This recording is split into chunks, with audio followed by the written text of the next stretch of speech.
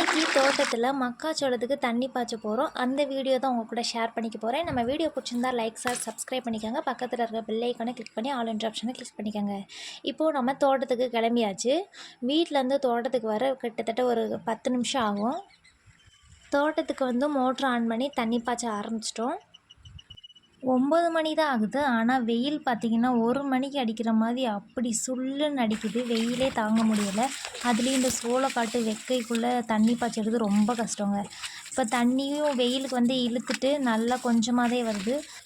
மக்காச்சோளத்துக்கு full hand வச்ச சட்டை போட்டு தான் நம்ம தண்ணி கட்ட முடியும். அப்படி இல்லைன்னா நம்மளோட கை கால் எல்லாமே அறுத்து எரிய ஆரம்பிச்சிடும். ரொம்ப கஷ்டமாக இருக்கும். ஃபேஸெல்லாம் அப்படியே கோடு கோடாக விழுந்துடும். அதனால் வந்து ஃபுல் ஹேண்ட் வச்சு தான் தண்ணி பாய்ச்சணும். அது ஒரு ரொம்ப கஷ்டம். இப்போது நம்ம மக்காச்சோளம் நட்டு ஒரு 2 மாதம் ஆச்சு. பாருங்கள், மேலே எல்லாம் பூ வச்சு கீழே கருதும் வர ஆரம்பிச்சிருச்சு. அதுக்கப்புறம் தண்ணி பாய்ச்சி முடிச்சாச்சு. மதியம் வந்து சாப்பிட்றதுக்கு கிளம்பியாச்சு. ஹஸ்பண்ட் சாப்பிட்டாங்க, நான் மட்டும் தான் சாப்பிட்ணும். இன்றைக்கி லெமன் சாதம், முருங்கைக்காய் கத்திரிக்காய் போட்ட புளிக்காய் தான் வச்சுருந்தேன். சூப்பராக இருந்துச்சு. நல்லா வாழை இலையில் போட்டு வேப்ப மரத்துக்கு அடியில் உட்காந்து சாப்பிட்டேன். அவ்வளோ சூப்பராக இருந்துச்சு. வெயிலுக்கு வேப்ப மரத்துக்கு அடியில் உட்காரப்ப நல்லா குளுன்னு இருக்குங்க. அதுக்கப்புறம் நல்லா சாப்பிட்டு முடிச்சுட்டு புளிய மரத்துக்கு அடியில் போய் நல்லா படுத்து ரெஸ்ட் எடுத்தாச்சு. சாப்பிட்டு நாங்கள் ஒரு 2 மணி நேரம் நல்லா தூங்கிட்டு அதுக்கப்புறம் தான் ஒரு 3 மணிக்கு மேலே தான் தண்ணி கட்ட ஆரம்பிப்போம். 2 ஜாதிப்பூ செடி வந்து ஹஸ்பண்ட் வாங்கிட்டு வந்து இங்கிட்டு பக்கத்தில் நட்டு விட்ருந்தாங்க. அது இலையுதிர் காலம்னால மேலே வந்து நிழலே இல்லை.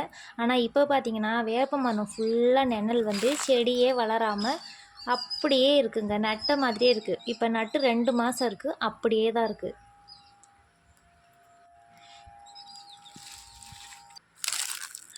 இந்த முடக்கத்தான் கீரை வந்து இங்கிட்டு காட்டு சைடெலாம் வந்து ஈஸியாக கிடைக்கிது. சில பேர் காசு கொடுத்து கூட வாங்குறாங்க.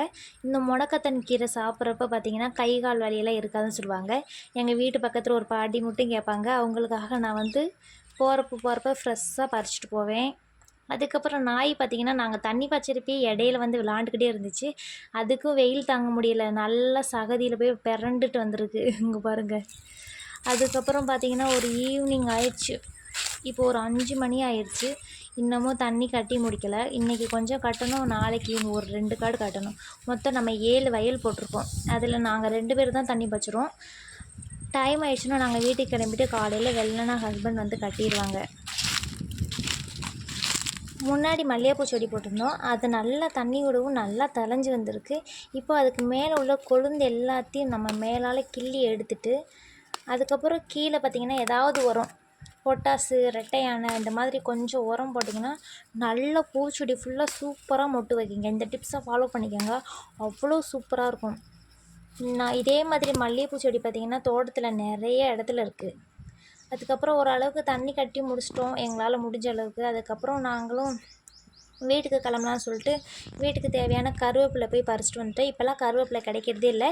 எல்லா இடத்துலையும் பூச்சி அடித்தனால கருவேப்பிலையே விலை கூடதான் சொல்கிறாங்க. அதுவும் நல்லா இருக்க மாட்டேங்குது. அதனால் நான் ஃப்ரெஷ்ஷாக போய் கருவேப்பிலை பறிச்சிட்டு அப்படியே தண்ணியில் நல்லா அலசிட்டு அப்படியே நாங்களும் வீட்டுக்கு கிளம்ப போகிறோம்.